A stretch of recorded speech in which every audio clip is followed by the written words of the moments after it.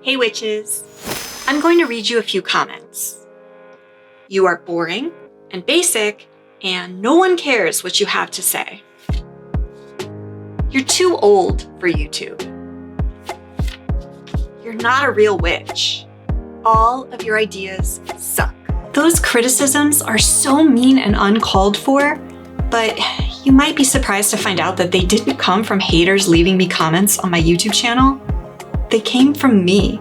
Those are all things I've been saying to myself. I have a big problem with self-confidence and follow-through, and my own inner critic is to blame. The inner critic is a name for the voice in your head that constantly catastrophizes and tells you that you're lacking and everything you think or do or say or want is wrong. Even when I'm really excited about a new creative project, my inner critic gets nasty and jams me up, and I find myself paralyzed with self-doubt. Show of hands, who's had this experience? Okay, I know I can't actually see you, but I also know that some of you know what I'm talking about.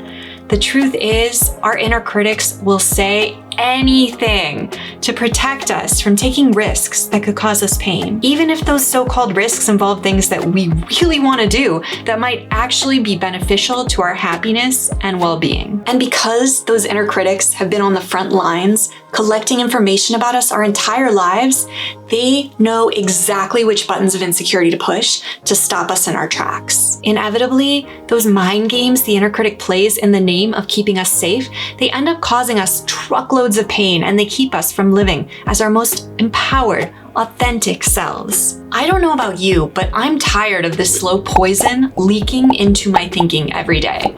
So I've created a ritual to fade the insidious power this negative self-talk has in my life, and I'm sharing it here because I know I'm not the only one constantly getting in my own way. My inner critic has been especially vocal lately because I'm pushing myself to create content to build this YouTube channel. But maybe you're not working on a YouTube channel. Maybe you don't even have a public-facing project, like an art show, a live performance, or something you want to get published that your inner critic is blocking your progress on. It could be your inner critic is telling you what not to wear, dictating what jobs you should apply to, interfering with your dating life, or preventing you from learning a new language or hobby. No matter what aspect of your life is being negatively affected by your inner critic, you can adapt this ritual to take some of your power back. But just one quick disclaimer first. This ritual can be considered shadow work, and it's designed to confront dark, ugly things that you're thinking about and bring them into the light. And not everybody is in a place where it's appropriate or safe to do shadow work, so have some self-awareness about what will be healthy for you. Remember that even though your inner critic sounds authoritative and all-seeing, it's actually just a dirty trickster, and it will lie its ass off. So don't let it push you into any self-harm. It's a very good idea to tell someone what you're planning to do and have some emotional support on standby if things get darker than you can handle. Or if you have a partner or a group of people you feel comfortable getting vulnerable with, adopt this ritual so you can do it together. If you feel ready to tackle your despicable thought gremlins, the first thing I want you to do is grab some sticky notes and a pen. I'm using Post-it notes, but any sticky notes you have should work. Just make sure you're using a pen and not a permanent marker such as a Sharpie. I tested a Sharpie and it did not work when we get into the ritual. Sit somewhere that you feel safe and say hello to your inner critic. Hello, inner critic, Dahlia here. I'm building a YouTube channel called Bewitchcrafting. I plan to make videos that empower and inspire people to connect with witchcraft and healing through crafting. I'm really excited about sharing my passion for those things with other people, and I think it could be a helpful resource. What do you think, inner critic? I'm ready to hear what you have to say about it. Don't hold back. Do your worst. Most likely, your inner critic will be jumping in to say things to you before you even finish asking it. Take a deep breath to ground yourself and then start writing down whatever comes up. In my case, this includes things like, you will fail at YouTube like you fail at everything. You're gonna run out of video ideas so quickly. No one will watch your videos because you have no friends. I'm embarrassed for you that you think you look and sound good on camera. People are going to leave you really mean comments, says the voice in my head, filling up my mental feed with, checks notes, mean comments. Don't censor here.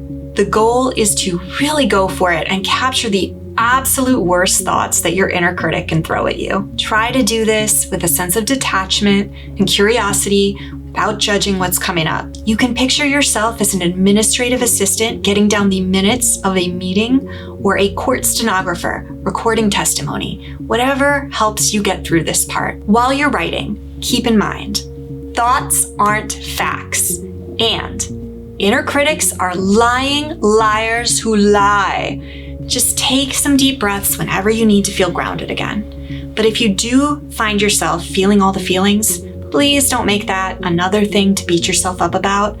Whatever happens during this process, it's what's meant to happen. You can cry or rage or laugh. Just make sure to keep recording your thoughts on the Post-it notes.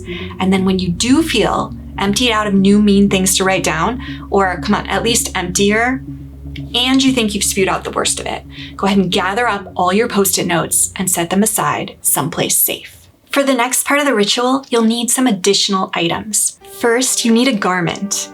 This garment has to meet a few criteria. 1, it has to make you feel good when you wear it, preferably even powerful. 2, it has to be made of natural cellulose fibers, such as cotton, linen, bamboo, or rayon. Garments that are 90 or 95% cotton or rayon and a little bit of spandex or polyester will work, but the garment needs to be mostly natural cellulose fibers.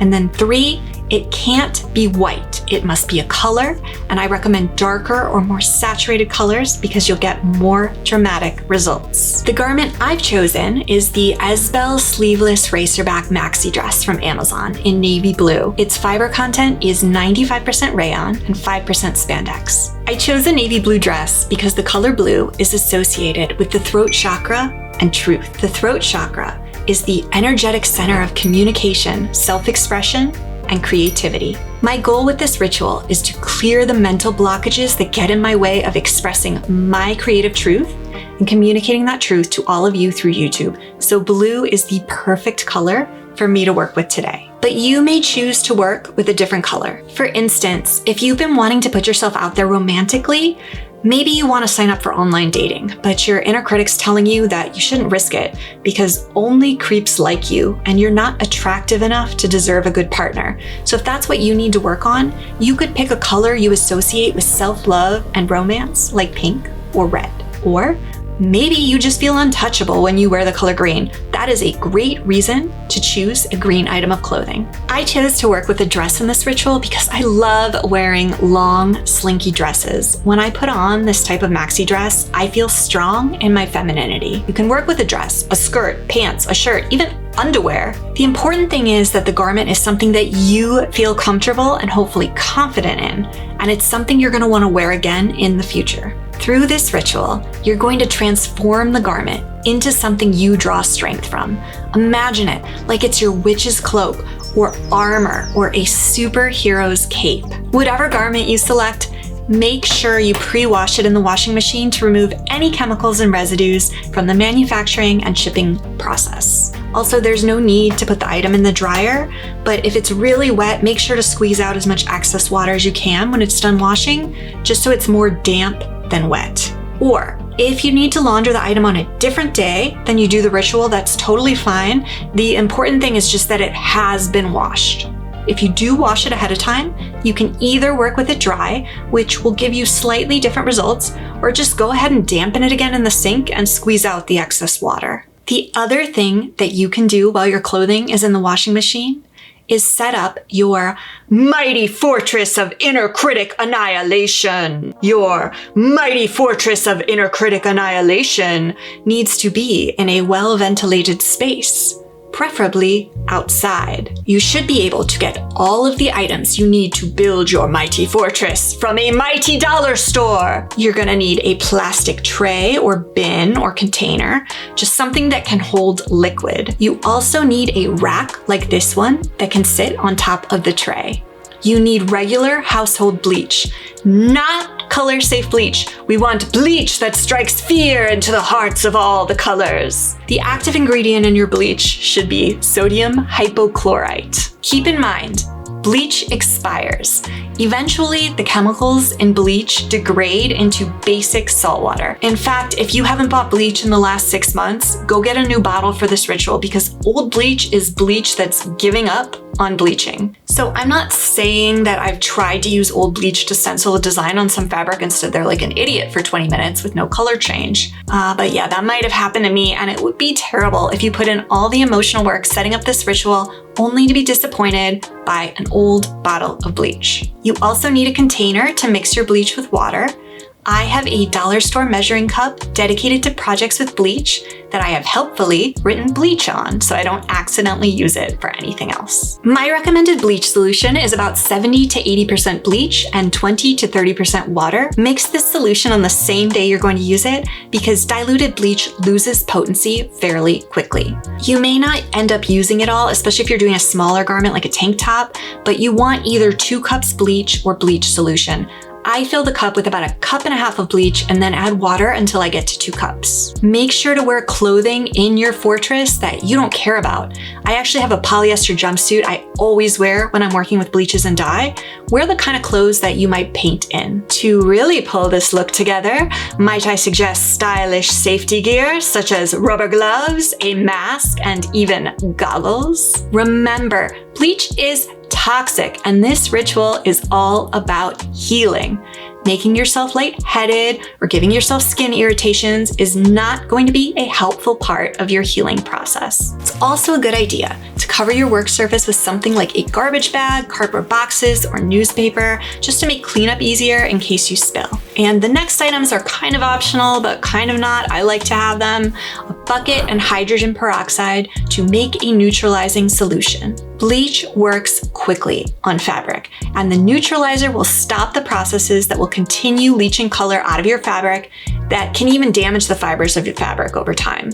If you don't make a neutralizing solution, you might be really happy with the immediate results, and then a few weeks or even months later, you might notice that your bleach-dyed clothing actually has holes in it because the bleach eventually corroded the fabric. So I'm highly recommending make the effort, just make the neutralizing solution. The solution should be about 10 parts tap water to 1 part hydrogen peroxide. The bucket I'm using holds 10 quarts if you fill it all the way to the top, but I'm just gonna fill it halfway. So I'll start by adding enough hydrogen peroxide to get about halfway to the 1 quart line, and then I'll add water to fill it to the 5.5 quart line. When everything in your mighty fortress is set up and your garment has been pre-washed and all of your Inner Critic notes are written, it's finally time to start this ritual. You can choose to do everything outside in your fortress, but I'm going to start with the first 2 steps of the ritual inside and then move outside for the part of the ritual involving bleach. I've got my clean garment, I've got my post-it notes, my bin, and the rack inside with me. I've also got about 10 rubber bands with me. Place your bin down first. If casting a circle or any other ritual is part of your practice, feel free to do that now. I prefer to take some deep, grounding breaths. While I'm breathing, I visualize power coursing through my body. When I feel ready, I set my intention by saying it out loud. I release my inner critic. I trust my creative self and rise above my insecurities and fears. Try to hold your intention throughout this ritual. Next, gather the critical sticky notes and start placing them at the bottom of your bin. I first place a note right in the center of the bin, and then I place the rest of the sticky notes in a spiral around it. But this is important. The spiral should go counterclockwise. In many esoteric traditions, a counterclockwise spiral represents an energy of destruction or letting go. Here we're using it to banish or release toxic thinking patterns. You can layer the sticky notes on top of each other, just keep placing them down in a counterclockwise direction. Once all of your sticky notes are at the bottom of the bin, you can set that aside and place your garment on your work surface. Start by folding your garment in half the long way so that the side seams are touching. In this case, I've got my dress folded so the back of the dress is folded inside and the front of the dress is on the outside. Position your item of clothing so that the top is facing you. You can see my neckline in front of my hands. We're going to do an accordion fold down the length of the garment. Start by pinching about 1 inch of fabric between your hands at the top of the garment or shoulder seam. fold that pinched fabric down towards the table and then pinch the next bit of fabric back towards you so that the height of the second fold matches the first. Keep pressure on the folds so that they stand upright. Then lower both folds down towards the table again and gather the next fold. You want to concentrate on holding the folds together tightly and keeping them all about the same size. Once you've got the hang of the folding motions, you can add the following words. Whenever you're moving the folds in the downward motion away from you, say, "I send negativity away." Then, when you're bringing the folds back up towards you, say, "I bring self-acceptance in." I send negativity away. I bring self-acceptance in. I send negativity away. I bring self-acceptance in. Continue folding the fabric and repeating the affirmations until you reach the end of the garment.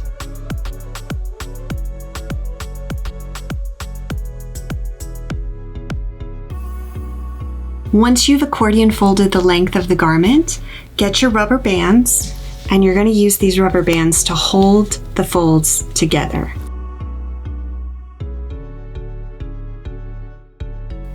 Now you can place your rack on top of the bin and lay the bound garment on the rack.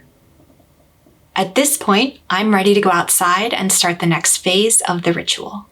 If you're moving locations like I am and you cast a circle at the first location, you may choose to first close your original circle and then cast a new circle in your second location. Do whatever feels right in your practice.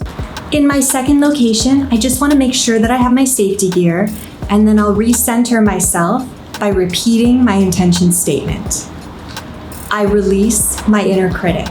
I trust my creative self and rise above my insecurities and fears. Then, after placing my bin down with the rack and clothing on top, I'm ready to use the bleach solution I've already prepared. My mask is down right now so you can hear me, but anytime you're handling the bleach, you should probably have your mask on. Holding the bleach solution, speak these words.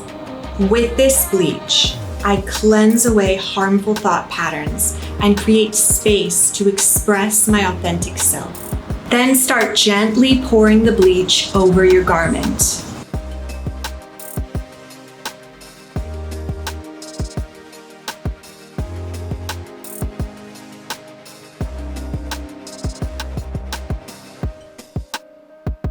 When you've covered a lot of the side facing up, flip the garment over and gently pour bleach on the other side too.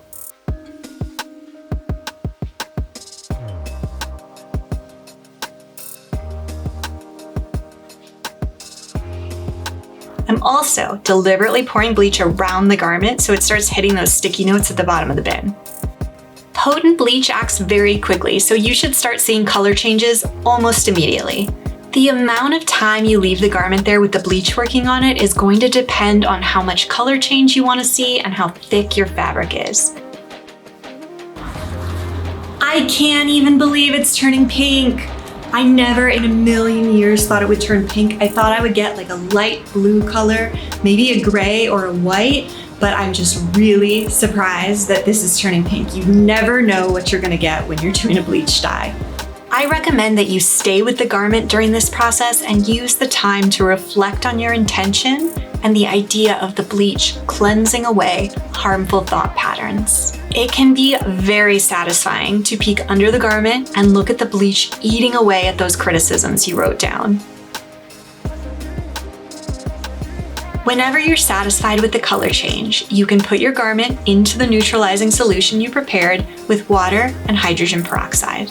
Wearing gloves, swish your garment around a bit and then let it sit in the solution for about 15 minutes. If you chose not to make a neutralizing solution, you should immediately wash your garment by hand in a sink or a tub for several minutes and then put it directly in the washing machine. While the garment's in the solution, you can take time to close out your ritual in any way that makes sense to you. This might mean making space to take a few minutes to look at the bleached out sticky notes with their harmful language dissolving into nothingness. The words and colors should disappear completely within 20 minutes of adding the bleach. You also might choose to thank the bleach for its cleansing properties and thank yourself for being vulnerable. And if you need to close out a circle you cast earlier or do any other closing practices, go ahead and do that while you wait for the neutralizing solution to work. Then, after 15 minutes or so, remove your garment from the solution. You can also remove the rubber bands at this point. Because these rubber bands have chemicals on them, you probably don't want to reuse them, so go ahead and dispose of them. I recommend rinsing the garment in a sink or tub for a few minutes and then immediately running it through the washing machine again. I like to care for this particular dress and other rayon clothing by washing it with cold water on the delicate cycle.